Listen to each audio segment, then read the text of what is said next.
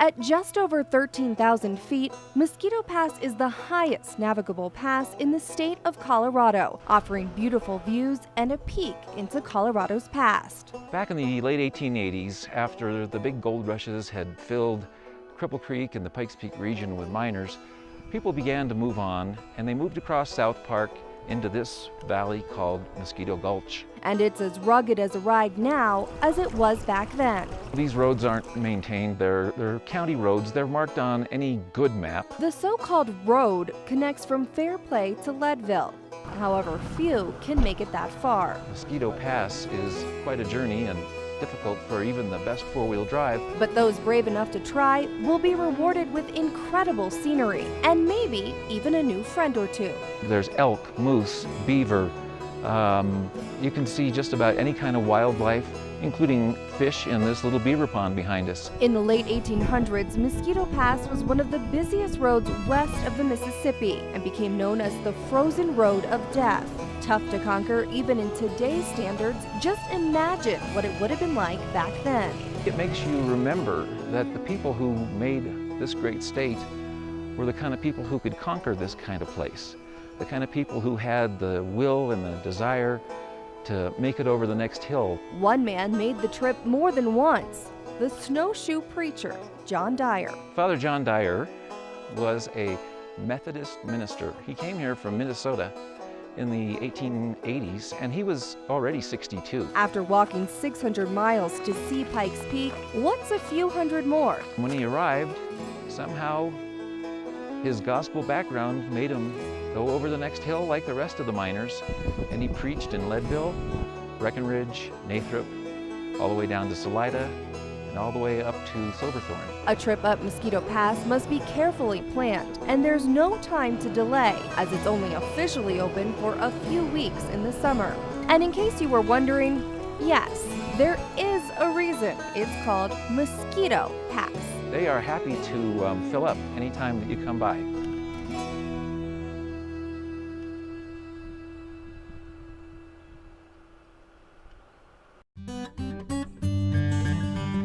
In the heart of the Sawatch Mountain Range lies St. Elmo, a small town that was once the most important town in the Chalk Creek Valley. Though its residents have moved on, more than 130 years later, St. Elmo maintains its importance as one of Colorado's most preserved ghost towns, and possibly one of the most haunted. Founded in 1880, it was gold and silver then that attracted people to the area. Now, they come for a different kind of reward. It's so beautiful to get out here, and if you stop for a second, which people don't do, and you just listen, you don't hear anything. It's so nice.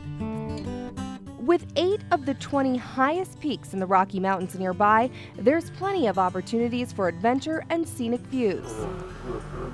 Some a little harder to get to than others. There's easy and extreme here. One fairly easy trail option is Tin Cup Pass. If you got the stock Wrangler, maybe something that's small tires, you can still come up here where we're at today. A 4x4 is still recommended, and experts say it's best to travel in pairs. Bring somebody along for safety reasons. You know, might not be an accident that you're in. Maybe your Jeep breaks down. It's not that you get stuck, but you need a way to get back home. An easy day trip from Colorado Springs, St. Elmo offers an escape and a chance to reconnect with nature. Sounds kind of weird, but cleansing your soul, I think it's just not being at home. I mean, you can be a homebody, do that stuff in the wintertime. St. Elmo's slow decline started in the late 1980s with the repeal of the Sherman Silver Purchase Act, and 2 fires helped push out most of the remaining residents.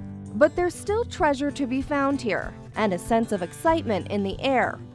Perhaps left behind by those who came here in search of a new life so long ago. It's beautiful to get to see Colorado. This is what the pioneers came here for.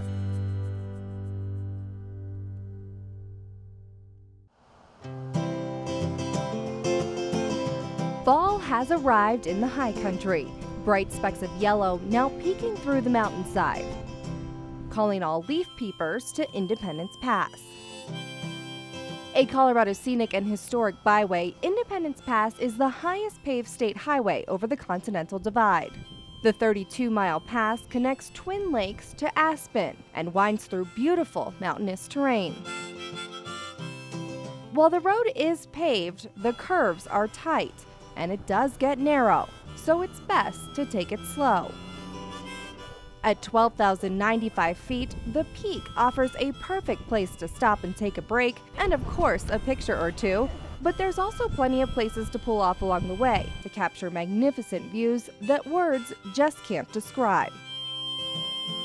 With the San Isabel National Forest to the east and the White River National Forest to the west, there's also lots of opportunities for hiking and camping nearby. Independence Pass offers a true Colorado adventure and is sure to be a Sunday drive you won't soon forget.